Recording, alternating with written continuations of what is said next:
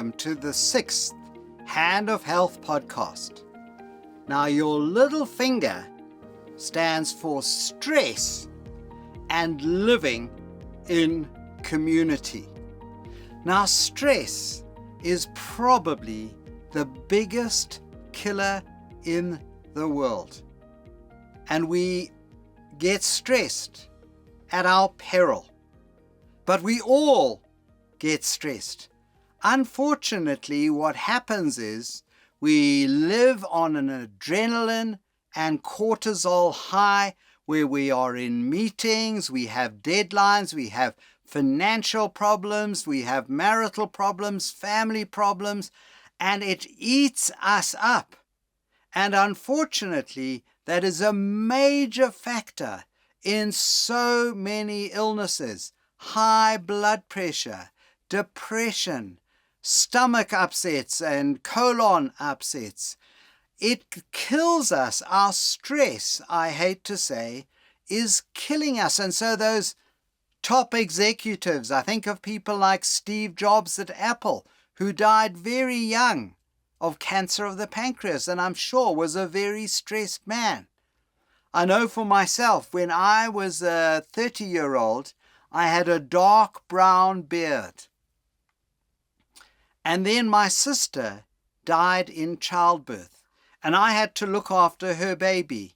And within 6 weeks, I had a grey-white beard. It was obvious that stress had affected my hair color. But that applies to everything. Many people in Zimbabwe suffered stress a number of years ago, and the number of women who got breast cancer rose hugely. So stress is a killer. The other thing is that stress is related to adrenaline and cortisol. And that is your flight or fight hormone. It's when you're trying to catch your prey or escape the lion chasing you. But actually, when your adrenaline is high, your creativity is often low. And think about it. Archimedes discovered his principle about water flowing out of the bath when he was lying in a bath, relaxing.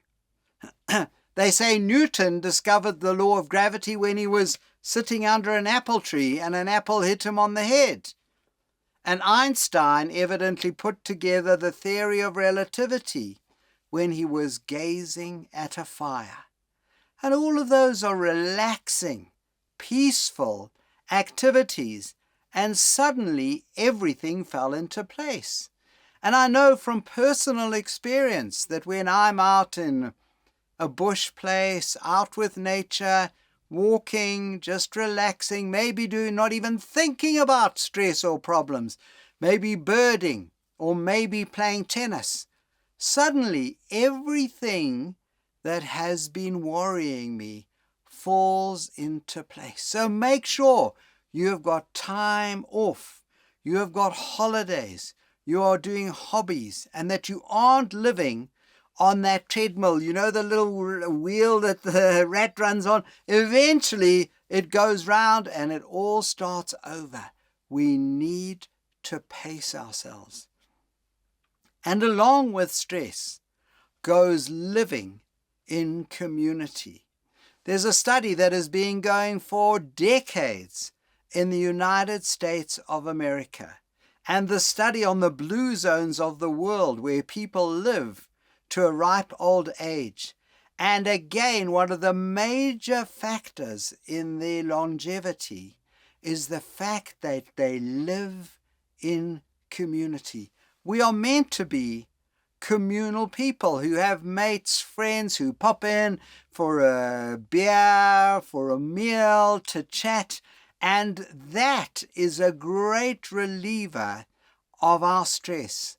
And it will make you live longer. So don't live life in isolation on your own. Make sure that there are people around you who you can care for because you'll be giving to them, but they will also be giving to you. So make sure that you cut down on stress and that you live in community. And you might say, oh, I have to be stressed, I'm so busy. The problem is, if you are so stressed, you're going to be dead soon, and then you are no good to anyone. So make sure you cut your stress and live in community. Thank you.